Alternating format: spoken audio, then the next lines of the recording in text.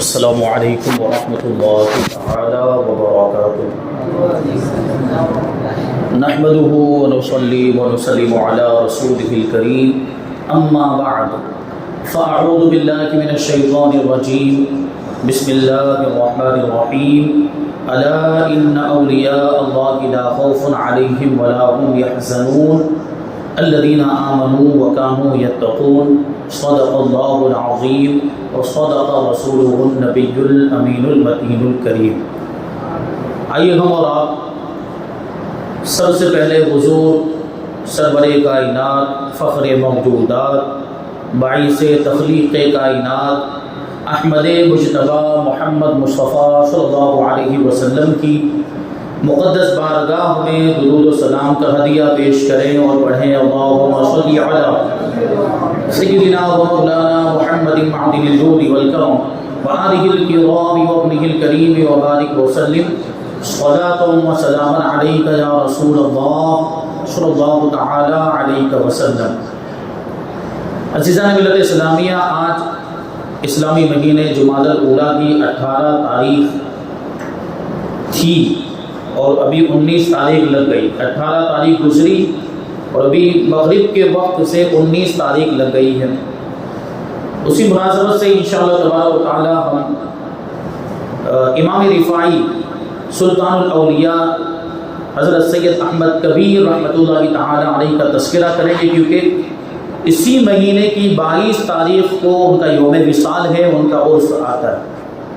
امام رفاعی رحمۃ اللہ تعالی علیہ کا نام سید احمد بن علی بن یحییٰ بن حازم بن علی بن رفاعہ، آپ کے جد امجد کا نام ہے، جد اعلیٰ کا نام ہے رفاعہ، انہی کی طرف نسبت کرتے ہوئے آپ کو رفاعی کہا جاتا ہے۔ آپ سید الشہداء امام علی مقام امام حسین رضی اللہ تعالی عنہ کی اولاد میں سے ہیں، یعنی حسینی سادات میں سے آپ کا شمار ہوتا ہے۔ آپ کی کنیت ابو العباس، آپ کا لقب محی الدین ہے، اور مسلک کے اعتبار سے آپ شافعی ہیں۔ سید منصور بطائحی رحمۃ اللہ تعالی علیہ کے ہمشیرہ کے ساتھ آپ کے والد ماجد کا نکاح ہوا اور انہی کے وطن سے آپ 15 رجب المرجب ہجری 512 میں پیدا ہوئے۔ ابتدائی تعلیم والد ماجد کے پاس مکمل کی اور 7 سال کی قلیل مدت میں پورا قرآن مجید حفظ کر لیا، لیکن اسی سال آپ کے والد ماجد کا انتقال ہو گیا۔ آپ کے ماموں جان سید منصور بطائحی رحمۃ اللہ تعالی علیہ نے آپ کو بھی اور آپ کی والدہ کو بھی اپنے پاس بلا لیا اور پھر اپنی نگرانی میں، اپنی سرپرستی میں آپ کی تعلیم و تربیت کا سلسلہ آگے بڑھایا، اور حضور پاک صلی اللہ علیہ وسلم کی بشارت کے مطابق، حضور پاک صلی اللہ علیہ وسلم نے خواب میں ارشاد فرمایا تھا، اس کے مطابق شیخ منصور بطائحی رحمۃ اللہ تعالی علیہ نے آگے کی تعلیم کے لیے، اعلیٰ تعلیم کے لیے آپ کو شیخ علی قاری، جن کی کنیت ابو الفضل، شیخ ابو الفضل علی قاری واسطی رحمۃ اللہ تعالی علیہ کے مدرسے میں بھیجا۔ باقی کی تعلیم آپ نے وہاں پر حاصل کی، کتابیں پڑھی، مروجہ علوم و فنون میں مہارت حاصل کی، اور 20 سال کی عمر میں آپ فارغ التحصیل ہو گئے۔ یعنی اس زمانے میں جتنے بھی علوم رائج تھے، مدرسوں میں پڑھائے جاتے تھے، تفسیر کا علم ہو، حدیث کا علم ہو، قرآن کا علم ہو، اور منطق و فلسفہ کا علم ہو، یہ فقہ کا، اصول فقہ کا علم، یہ ساری چیزوں، یہ سارے علوم آپ نے حاصل کر لیے۔ 20 سال کی عمر میں آپ فارغ التحصیل ہو گئے، اور پھر باطنی علوم کی طرف، روحانیت کی طرف متوجہ ہوئے، اور روحانی تربیت بھی آپ کے ماموں جان نے فرمائی۔ روحانی تربیت بھی آپ کے ماموں جان شیخ منصور بطائحی رحمۃ اللہ تعالی، وہ بھی بڑے پائے کے بزرگ ہیں، کبھی کسی موقع پر ان کے واقعات میں آپ کو بتاؤں گا۔ ابھی مجھے کچھ آگے کچھ اور باتیں بتانی ہیں۔ تو امام رفاعی رحمۃ اللہ تعالی جب فارغ التحصیل ہو گئے تو آپ کے جو ماموں جان تھے شیخ منصور بطائحی رحمۃ اللہ تعالی، ان کو اپنی خانقاہ میں بٹھا دیا۔ آپ کے پاس مخلوق خدا آنے لگ گئی اور فیض حاصل کرنے لگے۔ ایک وقت ایسا آیا کہ آپ کی شہرت بہت زیادہ ہو گئی، دور دراز علاقوں سے لوگ امام رفاعی کی بارگاہ میں آنے لگے علم کی پیاس بجھانے کے لیے اور باطنی روحانی تربیت حاصل کرنے کے لیے آپ کی بارگاہ میں حاضر ہونے لگے۔ اسی وجہ سے جب شیخ منصور بطائحی رحمۃ اللہ تعالی علیہ کا آخری وقت آیا تو اپنے جانشین اور اپنے خلیفہ کے طور پر، اپنے نائب کے طور پر آپ نے اپنے بھانجے امام رفاعی رحمۃ اللہ تعالی علیہ کا انتخاب فرمایا۔ اپنے بیٹے کو اپنا خلیفہ نہیں بنایا بلکہ اپنے بھانجے کو اپنا خلیفہ بنایا، کیونکہ ان کو وہ کمال عطا کیا گیا تھا اللہ تبارک و تعالیٰ کی جانب سے۔ آپ اس کے لائق تھے، آپ اس کے اہل تھے، آپ میں وہ صلاحیت موجود تھی، اس لیے شیخ منصور بطائحی رحمۃ اللہ تعالی علیہ نے اپنے بیٹے کو اپنا خلیفہ نہیں بنایا بلکہ اپنے بھانجے امام رفاعی رحمۃ اللہ تعالی علیہ کو اپنا خلیفہ بنایا۔ اس کے پیچھے بھی ایک واقعہ ہے، وہ انشاءاللہ پھر کبھی ہم اس کو شامل کریں گے۔ ابھی آگے بڑھتے ہیں۔ امام رفاعی رحمۃ اللہ تعالی علیہ کی شان حضرت علامہ تعدیلی رحمۃ اللہ تعالی علیہ بیان کرتے ہیں کہ امام رفاعی کا شمار ان 4 بزرگوں میں ہوتا ہے جو مردوں کو زندہ کر دیا کرتے ہیں، کوڑیوں کو اچھا کر دیا کرتے ہیں، اور مادرزاد اندھوں کو آنکھ والا کر دیا کرتے ہیں۔ امام رفاعی کا شمار ان بزرگوں میں ہوتا ہے۔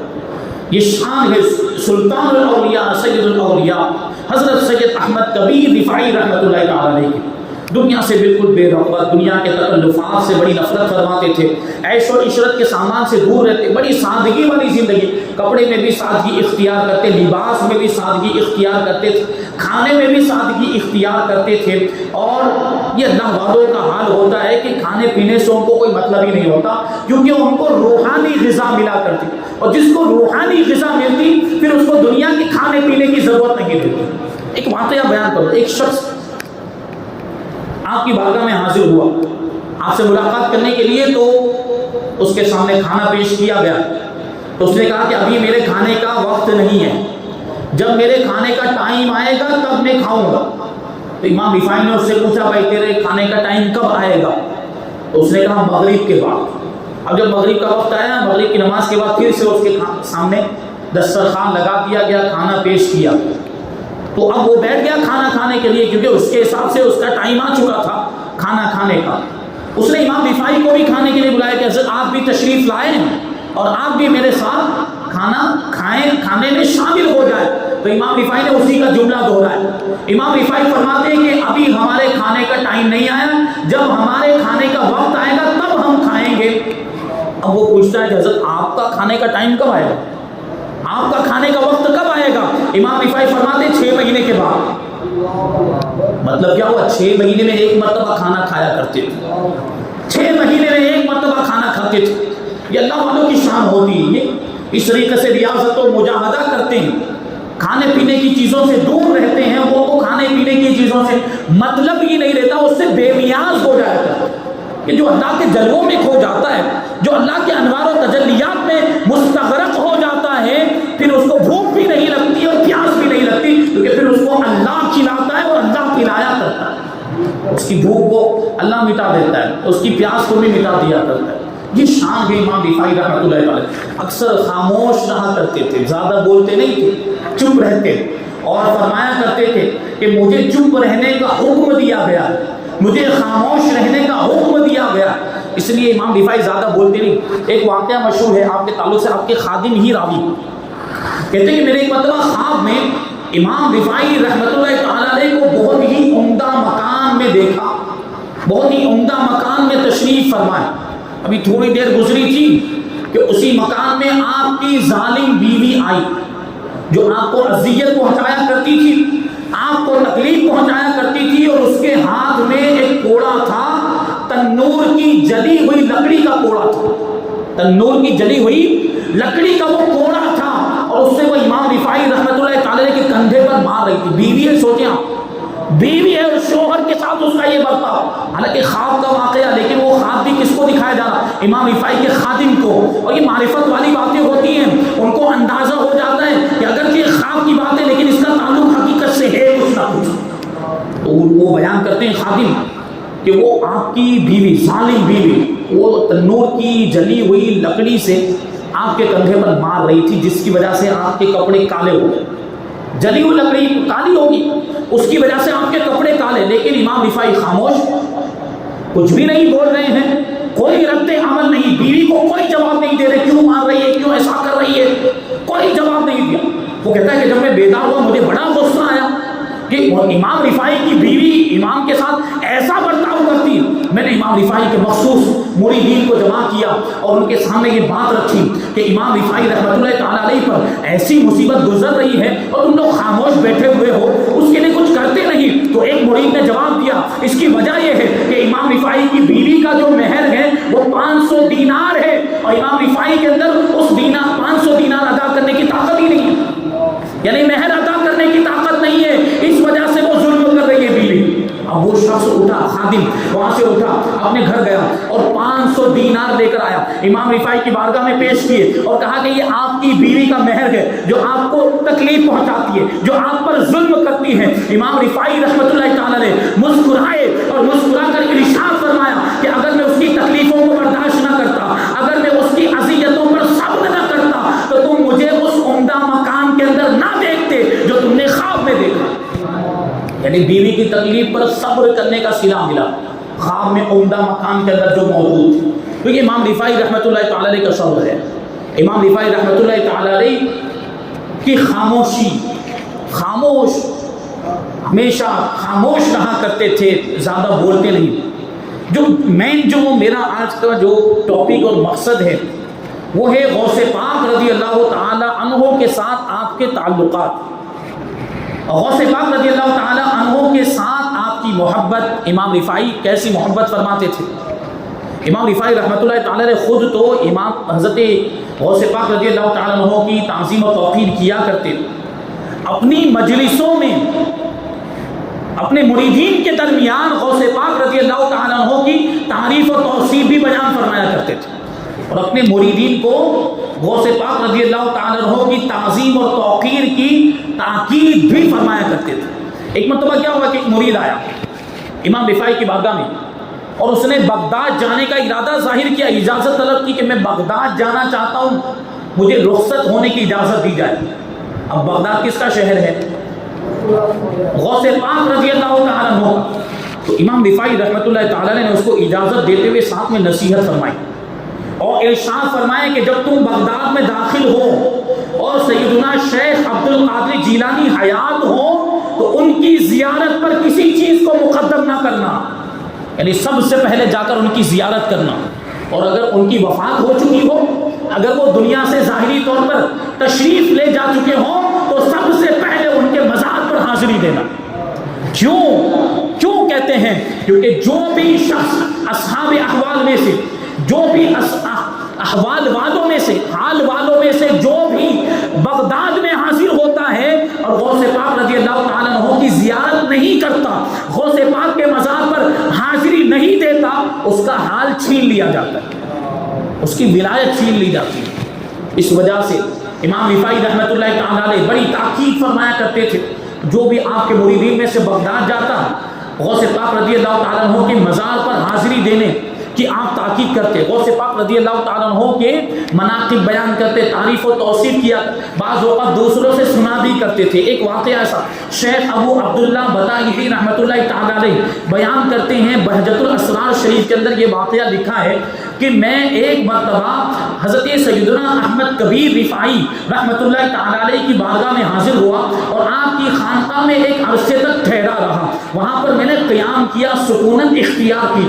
ایک دن امام رفاعی رحمۃ اللہ تعالیٰ علیہ نے مجھ سے فرمایا کہ اے ابو عبداللہ، شیخ عبد القادر جیلانی کے مناقب بیان کرو، یعنی ان کی خوبیاں بیان کرو، ان کی تعریف بیان کرو، شیخ عبد القادر جیلانی کے مناقب بیان کرو. شیخ ابو عبداللہ کہتے ہیں کہ میں نے بیان کرنا شروع کیا، غوث پاک رضی اللہ تعالیٰ عنہ کی تعریف کرنے لگ گیا، غوث پاک رضی اللہ تعالیٰ عنہ کی خوبیاں بیان کرتے. ابھی کچھ ہی بیان کیا تھا کہ ایک شخص آیا، اس نے مجھے سنا کہ یہ غوث پاک رضی اللہ تعالیٰ عنہ کی تعریف کر رہا ہے، اس نے مجھے روک دیا. یہ شیخ ابو عبداللہ کہہ رہے ہیں، اس نے مجھے روک دیا اور روک کر کہتا ہے یہ ان مناقب کو چھوڑو، یعنی غوث پاک رضی اللہ تعالیٰ عنہ کی تعریف بیان کرنا بند کر دو، ہمارے پاس ان کے علاوہ اور بھی مناقب ہیں. اس کا اشارہ امام رفاعی کی طرف تھا، وہ یہ کہنا چاہتا تھا کہ غوث پاک کے مناقب بیان نہ کرو، امام رفاعی کے مناقب بیان کرو، ان کی تعریف کرو، ان کی خوبیاں بیان کرو. جب یہ بات امام رفاعی نے سنی، غصے سے اس کی طرف نظر فرمائی. نظر کا ڈالنا تھا کہ شیخ کے سامنے ہی وہ وہ زمین پر گر گیا بے ہوش ہو کر، وہیں اس کی جان نکل گئی، وہیں اس کی جان نکل گئی۔ ایسی محبت فرماتے ہیں امام رفاعی رحمۃ اللہ تعالی علیہ غوث پاک رضی اللہ تعالیٰ عنہ سے، ایسی محبت۔ اسی وجہ سے تو جب غوث پاک رضی اللہ تعالیٰ عنہ نے وہ جملہ ارشاد فرمایا تھا منبر رسول پر کھڑے ہو کر بغداد شریف میں، کیا فرمایا تھا؟ قدمی ہاتھی علی رقبتی کل ولی اللہ، میرا یہ قدم ہر ولی کی گردن پر ہے۔ امام رفاعی رحمۃ اللہ تعالی علیہ ام عبیدہ میں موجود تھی، کتنے کلومیٹر کا فاصلہ ہے، وہاں پر موجود، وہاں سے آپ نے سماعت بھی کر لیا، وہاں سے آپ نے سن بھی لیا، اور کہتے کہ علی رقبتی، میری گردن پر بھی، میری گردن پر بھی۔ اب مریدین پریشان، کیونکہ مریدین کو تو غوث پاک کی آواز نہیں آئی تھی، مریدین پوچھ رہے ہیں حضرت یہ کیا کہہ رہے ہیں، حضرت یہ کیا فرما رہے ہیں، علی رقبتی، میری گردن پر، آپ کی گردن پر کیا، اس کا کیا مطلب، اس جملے کا کیا مطلب ہوتا ہے؟ تو امام رفاعی رحمۃ اللہ تعالی علیہ جواب دیتے ہیں کہ اس وقت شیخ عبد القادر جیلانی نے بغداد میں منبر رسول پر کھڑے ہو کر یہ اعلان کیا ہے کہ میرا یہ قدم سارے اولیاء کرام کی گردنوں پر ہے، ان کے اس اعلان پر میں اپنی گردن جھکا رہا ہوں، میں اپنی گردن پیش کر رہا ہوں کہ اے شیخ عبد القادر جیلانی، میری گردن پر بھی آپ کا قدم ہے، میری گردن پر بھی آپ کا قدم ہے۔ تو یہ سردار اولیاء غوث پاک رضی اللہ تعالیٰ عنہ کو سردار اولیاء بنایا گیا۔ آپ کو اولیاء کرام میں اتنا بڑا مرتبہ اللہ تبارک و تعالیٰ نے عطا فرمایا۔ ایک مرتبہ کا واقعہ ہے، حضرت رضی اللہ تعالیٰ عنہ نے فتح رضویہ شریف جدید 28ویں جلد 388 صفحے پر یہ لکھا، وہاں پر یہ واقعہ موجود۔ حضرت خضر موصلی رحمۃ اللہ تعالیٰ علیہ کا واقعہ، وہ کہتے ہیں کہ میں غوث پاک رضی اللہ تعالیٰ عنہ کی بارگاہ میں حاضر تھا، اور میرے دل میں سیدنا احمد کبیر رفاعی رحمۃ اللہ تعالیٰ علیہ کو دیکھنے کی خواہش پیدا ہوئی۔ غوث پاک کی بارگاہ میں بیٹھے ہوئے ہیں، اور کہتے ہیں ابھی دل میں خیال آیا کہ مجھے سیدنا احمد کبیر رفاعی کی زیارت کرنی چاہیے۔ غوث پاک رضی اللہ تعالیٰ عنہ کو پتہ چل گیا، وہ دل کے حالات کو بھی جانتے، دل کے خیالات کو بھی جانتے ہیں۔ غوث پاک رضی اللہ تعالیٰ عنہ نے ارشاد فرمایا، اے خضر، کیا شیخ احمد کبیر کو دیکھنا چاہتے ہو، ان کی زیارت کرنا چاہتے ہو؟ حضرت خضر کہتے ہیں میں نے عرض کیا ہاں حضور، میں ان کو دیکھنا چاہتا ہوں۔ غوث پاک رضی اللہ تعالیٰ عنہ نے تھوڑی دیر تک اپنے سر کو جھکایا، پھر سر اٹھا کر ارشاد فرماتے ہیں، اے خضر دیکھ لو، یہ ہے شیخ احمد کبیر رفاعی۔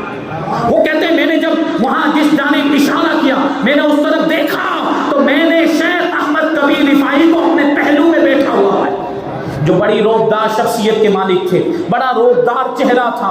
میں کھڑا ہوا، میں نے ان کو سلام کیا، ان کی زیارت کی، تو سیدنا احمد کبیر رفاعی رحمۃ اللہ تعالی علیہ نے مجھ سے ارشاد فرمایا کہ وہ جو شیخ عبد القادر جیلانی کی بارگاہ میں رہتا ہے، وہ جو شیخ عبد القادر جیلانی کو دیکھتا ہے، وہ میرے دیکھنے کی خواہش کرتا ہے، وہ تو اللہ کے ولیوں کے سردار ہیں، اور ہم تو سب ان کے ماتحت ہیں، ہم سب ان کی رعایا، وہ ہمارے بادشاہ ہیں، تم شیخ عبد القادر جیلانی کی بارگاہ میں رہ کر ان کی زیارت کرتے ہو اور پھر ہم کو دیکھنے کی خواہش کرتے ہو، عجیب بات ہے۔ اتنا کہنے کے بعد وہ کہتے ہیں حضرت خضر کہ وہ میری نگاہوں سے اوجھل ہو گئے، امام رفاعی میری نگاہوں سے غائب ہو گئے۔ پھر کہتے ہیں کہ جب غوث پاک رضی اللہ تعالیٰ عنہ کا وصال ہو گیا، غوث پاک رضی اللہ تعالیٰ عنہ کے وصال کے بعد میں ام عبیدہ پہنچا امام رفاعی کی زیارت کرنے کے لیے۔ میں امام رفاعی کی خانقاہ میں پہنچا، امام رفاعی کے چہرے پر جیسے ہی میری نظر پڑی، میں نے فوراً پہچان لیا کہ یہ وہی بزرگ ہیں جو اس دن میں نے غوث پاک رضی اللہ تعالیٰ عنہ کی خانقاہ میں جن کی زیارت کی تھی، یہ امام رفاعی ہی تھے۔ ان کی بارگاہ میں پہنچا تو ان کی اس زیارت نے اور زیادہ شناخت میں اضافہ نہیں کیا، کیونکہ پہلے ہی دیکھ چکے تھے، پہچان گئے یہ وہی بزرگ ہیں۔ امام رفاعی رحمۃ اللہ تعالیٰ علیہ نے مجھے دیکھتے ہی ارشاد فرمایا، کیا وہ پہلی مرتبہ کا دیکھنا کافی نہیں تھا کہ دوسری مرتبہ دیکھنے آ گئے؟ یہ شان ہے اللہ کے ولیوں کی، اور یہ مقام و مرتبہ۔ امام رفاعی رحمۃ اللہ تعالیٰ علیہ نے خود غوث پاک رضی اللہ تعالیٰ عنہ کے بارے میں یہ جملہ ارشاد فرمایا، غوث پاک رضی اللہ تعالیٰ عنہ کے بارے میں یہ ارشاد فرمایا کہ کون ہے جو کما حقہ شیخ عبد القادر کے مناقب بیان کر سکتا ہے، اور کون ہے جو ان کے مرتبے تک پہنچ سکتا ہے؟ کوئی نہیں پہنچ سکتا۔ کہتے ہیں ذالک رجل بحر الشریعۃ عن یمینہ وبحر الحقیقۃ عن یسارہ ایہما شاء اغترف، ایہما شاء اغترف۔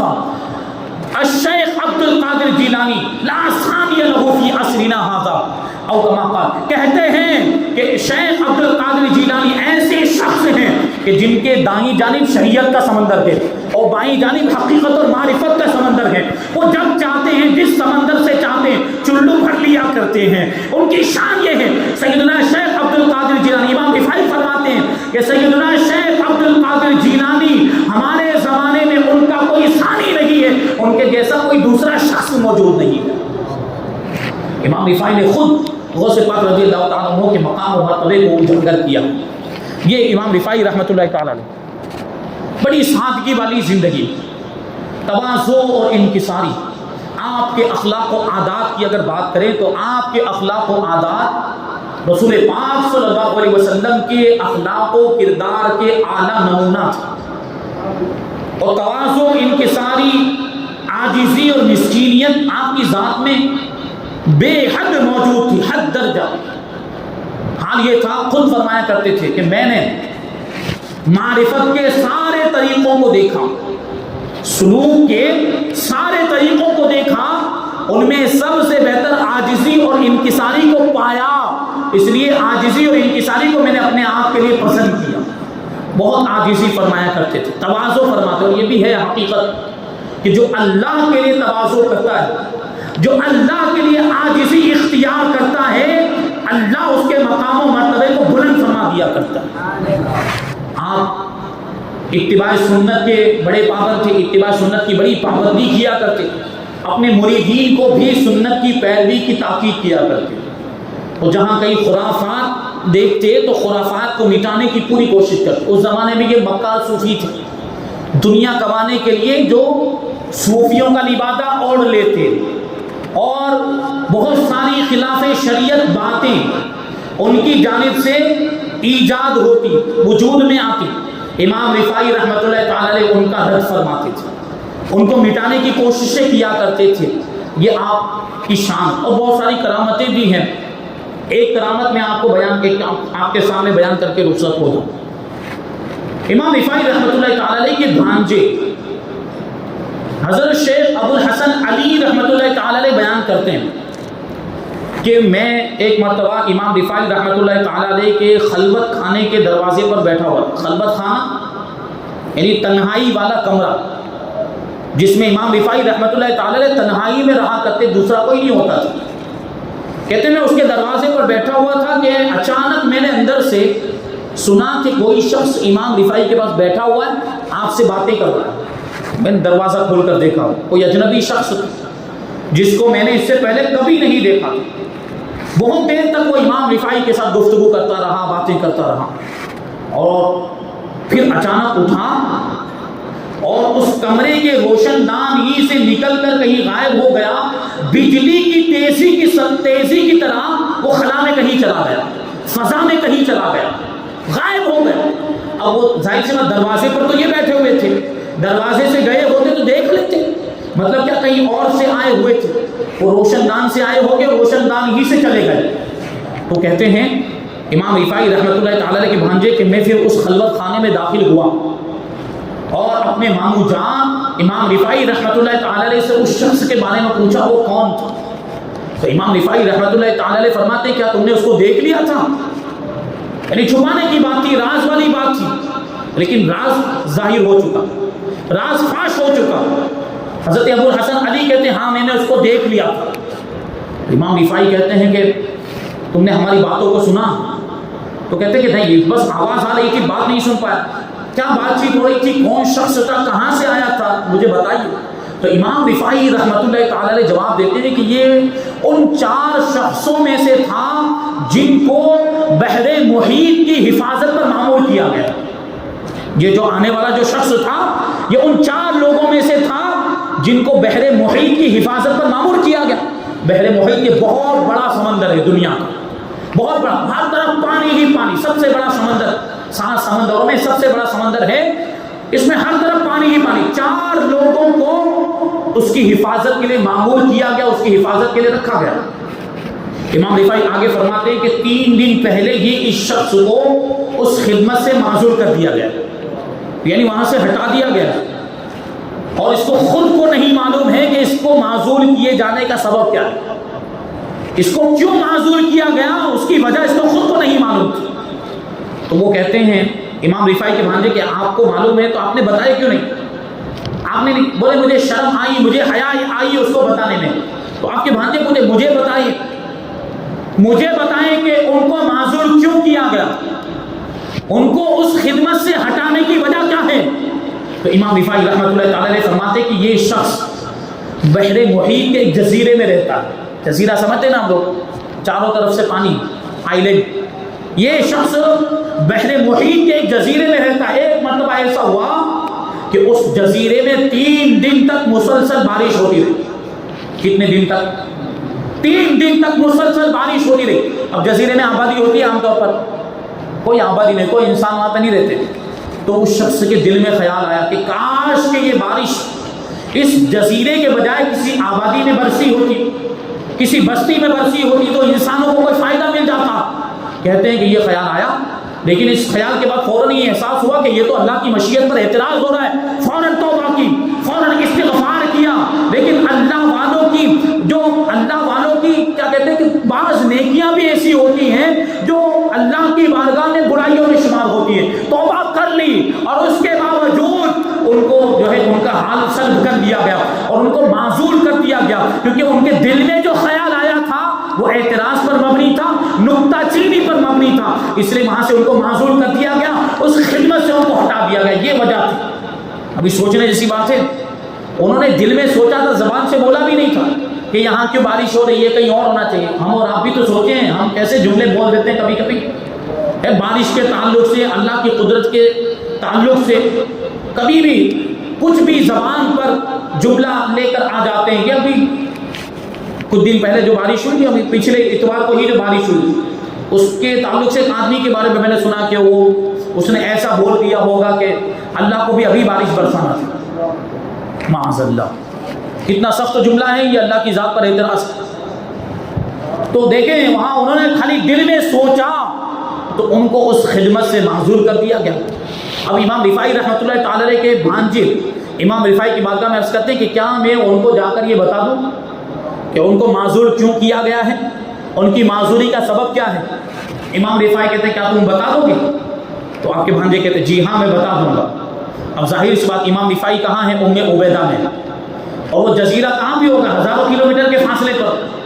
امام رفاعی رحمۃ اللہ تعالی علیہ اپنے بھانجے سے ارشاد فرماتے ہیں کہ اپنے سر کو اپنے گریبان میں چھپا لو۔ گریبان، اپنے سر کو اپنے گریبان میں چھپا لو۔ میں نے اپنے سر کو اپنے گریبان میں چھپا لیا۔ تھوڑی دیر کے بعد میرے کان میں آواز آئی، کوئی کہنے والا کہہ رہا ہے اے علی گریبان سے اپنا سر نکالو۔ میں نے سر نکالا تو اپنے آپ کو اسی جزیرے میں پایا جس جزیرے کے بارے میں بات ہو رہی تھی۔ میں نے اپنے آپ کو اسی ویران جزیرے میں پایا۔ میں بہت دیر تک وہاں گھومتا رہا، پھرتا رہا، حیران و پریشان اس شخص کو ڈھونڈ رہا کہ اچانک وہ شخص میرے سامنے آ گیا جس کی بات چلی۔ وہ شخص میرے سامنے آ گیا جس کو میں نے امام رفاعی کے خلوت خانے میں دیکھا تھا۔ تو میں نے اس کے پاس جا کر اس کو سلام کیا اور امام رفاعی نے جو کچھ بھی ارشاد فرمایا تھا وہ ساری باتیں اس کو کہی کہ اس کو معزول کیوں کیا گیا، اس کی معزولی کا سبب کیا ہے، وہ میں نے اس کو بتایا، کیونکہ ابھی تک اس کو خود کو نہیں پتا تھا کہ اس کو معزول کیوں کیا گیا ہے۔ امام رفاعی نے بتایا۔ یہ اللہ والوں کو وہ باتیں پتہ چل جاتی ہے جو عام لوگوں کو نہیں معلوم ہوتی۔ امام رفاعی نے بتا دیا کہ اس کی معزولی کا سبب کیا ہے۔ آپ کے بھانجے نے جا کر اس شخص کو بتایا۔ اب وہ شخص کیا کہتا ہے؟ وہ کہتے ہیں امام رفاعی کے بھانجے کہتے ہیں کہ اس شخص نے مجھے قسم دی اور مجھے قسم دے کر کہا کہ میں جو کچھ بھی تم کو کہوں گا وہ تم کرنا۔ تو میں نے بھی پھر اس بات کو قبول کر لیا کہ آپ جو کہیں گے ویسا میں کروں گا۔ پھر وہ کہنے لگا کہ یہ میرا خرقہ ہے، یہ میرا جبہ ہے، اس جبے کو میری گردن میں ڈال دو۔ میری گردن میں ڈالنے کے بعد مجھے زمین پر گھسیٹو اور گھسیٹتے ہوئے یہ کہتے جاؤ کہ جو شخص اللہ کی مشیت پر اعتراض کرتا ہے اس کی یہی سزا ہے۔ جو شخص اللہ کی مشیت پر اعتراض کرتا ہے اس کی یہی سزا ہے کہ اس کو زمین پر گھسیٹا جائے۔ تو امام رفاعی کے بھانجے کہتے ہیں کہ میں نے ابھی ان کی گردن میں وہ جبہ ڈالا ہی تھا، خرقہ ڈالا ہی تھا اور ان کو زمین پر کھینچنے کا ارادہ کر رہا تھا، زمین پر گھسیٹنے کا ارادہ کر رہا تھا کہ اتنے میں غیب سے آواز آئی، کوئی پکارنے والا پکار کر کہہ رہا ہے کہ اسے چھوڑ دو، اس شخص کو چھوڑ دو، کیونکہ آسمان کے فرشتے اس کے لیے رو رہے ہیں، آسمان کے فرشتے اس کے لیے استغفار کر رہے ہیں اور اب اللہ تبارک و تعالیٰ اس سے راضی رفاعی کے بھانجے کہتے جیسے میں نے وہ آواز سنی میں بے ہوش ہو گیا. غیب سے جو آواز آ رہی تھی جیسے ہی میں نے وہ آواز سنی میں بے ہوش ہو گیا, اور جب مجھے ہوش آیا تو میں نے اپنے آپ کو اپنے ماموں جان امام رفاعی رحمۃ اللہ تعالی علیہ کی بارگاہ میں پایا. اب مجھے نہیں معلوم کہ میں کیسے گیا تھا اور کیسے آ گیا. یہ امام رفاعی کی کرامت, یعنی پلک جھپکتے امام رفاعی نے اپنے بھانجے کو جزیرے میں پہنچا بھی دیا اور وہاں سے واپس لے کر بھی آ گئے. یہ اللہ والوں کا پاور ہوتا ہے, یہ اللہ والوں کی طاقت جو اللہ تعالیٰ انہیں عطا فرماتا ہے, اللہ والوں کو عطا فرماتا ہے. یہ اہل سنت و جماعت کا عقیدہ ہے کہ اللہ کے ولیوں کو اللہ تبارک و تعالیٰ ایسے اختیارات عطا فرماتا ہے, مدد کرنے کی طاقت اور قوت عطا فرماتا ہے, اور وہ اللہ کی عطا سے اپنے چاہنے والوں, اپنے مریدین, اپنے متعلقین اور اپنے سے عقیدت رکھنے والوں کی مدد بھی فرمایا کرتے ہیں. اور یہ سنی مسلمان تو اپنی ماتھے کی آنکھوں سے دیکھتا رہتا ہے ایسی کرامتیں اور ایسے واقعات. آج بھی مطلب اللہ کے ولیوں کے مزارات سے بھی ایسی کرامتوں کا صدور ہوتا ہے, مدد ہوتی ہے, حاجت روائی ہو جاتی, مرادیں پوری کر دی جاتی. ہوتا ہے کہ نہیں ہوتا؟ مرادیں پوری ہو جاتی آج بھی مزارات سے, آج بھی. بس ضرورت اس بات کی ہے کہ عقیدت کا تعلق مضبوط ہو, رشتہ مضبوط ہو, محبت ویسی ہو. اگر کوئی شک کا معاملہ ہوگا, کوئی شبہ کا معاملہ ہوگا, یقین میں کمی ہوگی تو پھر آپ کو فائدہ نظر نہیں آئے گا. عقیدت اور یقین مضبوط ہونا چاہیے, مستحکم ہونا چاہیے, تب آپ کو اس کا فائدہ دکھے گا, تب آپ کو اس کی اثر انگیزی نظر آئے گی. ایک بات میں غریب نواز رضی اللہ تعالیٰ عنہ کے تعلق سے عرض کر کے اپنی بات کو ختم کروں. ہم لوگ میں اپنا خود کا واقعہ بیان کروں. ہم لوگ گئے تھے, میں ہمارے دو ساتھی اور غریب نواز رضی اللہ تعالیٰ عنہ کی بارگاہ میں پہنچے اجمیر شریف, مزار شریف میں. اب یہ ٹوپی تو ہمارا یونیفارم ہے, وہاں کے مجاور کو یہ ٹوپی پسند ہے, وہاں کے مجاور بریلویوں کو پسند نہیں کرتے, اعلیٰ حضرت والوں کو پسند نہیں, کیونکہ شیعہ ہو گئے اور ہر گمراہ آدمی کو اعلیٰ حضرت کانٹے کی طرح چبھتے ہیں, چاہے وہ رافضی ہو, وہابی ہو, اہل حدیث ہو, غیر مقلد ہو, نیچری ہو, یا کوئی بھی جہنم کا کتا ہو, کیونکہ امام نے سب کا رد فرمایا اور امام نے ناموس رسالت پر پہرا دیا ہے, اہل سنت و جماعت کے عقائد کو دلائل کی روشنی میں ثابت کیا. اسی وجہ سے ایسے لوگوں کو اعلیٰ حضرت رضی اللہ تعالیٰ عنہ سے معاذ اللہ بغض ہے, حسد ہے, کینہ وغیرہ. تو وہی معاملہ, ہم لوگ گئے اندر, اب معلوم ہے ہم کو کہ 1 روپیہ دینے والا نہیں ہے, تو ہم لوگوں کو دھکے مار مار کے نکال دیا باہر. کیا کیا؟ دھکے مار مار کے باہر. جو روپیہ پیسہ دے اس کو رکنے دیں گے, ہم کیوں دے بھائی, ایسے شیعہ خادم کو 1 روپیہ کیوں دے بھائی ہم, تو باہر نکال دیا. اور اسی اسنا میں ایک اور واقعہ پیش آیا. ان لوگوں کے ایجنٹ ڈھونڈتے رہتے ہیں, کوئی آیا پیسہ آیا, مالدار پارٹی وغیرہ, اس کو لاتے. اسی درمیان میں ایک دوسرا خادم کہیں اور ہوگا, وہ ایک ماڈرن ٹائپ کی عورت کو لے کر آیا, اس کا لباس بھی اوریانہ لباس, بے حیائی والا لباس. اس عورت کو لے کر آئے اور سیدھا چادر میں داخل کر دیا. سوچیں, ایک طرف تو ہم جیسے لوگوں کو باہر نکالا جا رہا ہے, اور دوسری طرف وہ بے شرم بے حیا عورت کو سیدھا چادر میں داخل کیا. غریب نواز رضی اللہ تعالیٰ عنہ کی روح کانپ گئی ہوگی. تو اسی وقت دل پہ چوٹ لگی. ہم لوگ باہر کھڑے تھے, میں نے دل ہی دل میں غریب نواز کی بارگاہ میں عرض کیا کہ ہم کسی اور سے ملاقات کرنے کے لیے نہیں آئے, ہم کسی اور سے ملنے کے لیے نہیں آئے, ہم تو آپ کی بارگاہ میں حاضری دینے کے لیے آئے. تو ہم کسی اور سے کیوں کہیں, ہم آپ کی ہی بارگاہ میں عریضہ پیش کرتے ہیں کہ حاضری دینے کا موقع عنایت فرمائیں. سکون کے ساتھ, شانتی کے ساتھ آپ کی بارگاہ میں ہم حاضری دے سکیں, فاتحہ پڑھ سکیں, ایصال ثواب کر سکیں, یہ موقع آپ ہی عنایت فرمائیں. ہمارا عقیدہ ہے کہ آپ عطا فرمائیں گے. اب گئے دوسری مرتبہ دیکھیں کیا ہوتا ہے. وہ جو پیسے دیتے ہیں ان لوگوں کو بھی 2 منٹ سے زیادہ نہیں رکنے دیتے, جو پیسے دیتے ہیں ان کو بھی 2 منٹ سے زیادہ رکنے نہیں دیتے. اب دوسری مرتبہ جو ہم لوگ گئے ہیں اندر کونے میں جا کر کھڑے ہو گئے, تقریباً 15 یا 20 منٹ تک ہم وہاں پر کھڑے رہے, ان لوگوں کو نظر ہی نہیں آئی. یہ غریب نواز کی کرامت تھی. ہم وہاں کھڑے ہیں لیکن ان کو نظر نہیں آ رہے. نظر آتے نا تو نکال دیتے, کیونکہ معلوم تھا ایک بار تو دیکھ بھی چکے تھے, پہلے نکال چکے تھے. مطلب کیا ہوا کہ ان کو دکھے ہی نہیں. کہ غریب نواز رضی اللہ تعالیٰ عنہ آج بھی ایسی کرامتوں کا ظہور ہوتا ہے. بس ضرورت اس بات کی کہ عقیدت ایسی مضبوط ہو اور خرافات کو ختم کیا جائے. مزارات پر جو خرافات ہو رہی ہیں، جو گناہوں کے کام ہو رہے ہیں، بے حیائی کے کام، ان کو ختم کیا جائے. پھر دیکھیں کیسا فیضان کا سلسلہ جاری ہوتا ہے. اللہ تبارک و تعالیٰ کی بارگاہ میں دعا ہے کہ جو کچھ بھی بیان ہوا اس پر ہم سب کو عمل کرنے کی توفیق عطا فرمائے. اولیاء کرام سے محبت کرنے اور اولیاء کرام کے دامن سے وابستہ رہنے اور ان کے نقش قدم پر ہم سب کو چلنے کی توفیق عطا فرمائے. مذہب اہل سنت و جماعت مسلک اعلیٰ حضرت پر ہم سب کو قائم و دائم رکھے اور اسی پر ہم سب کا خاتمہ فرمائے.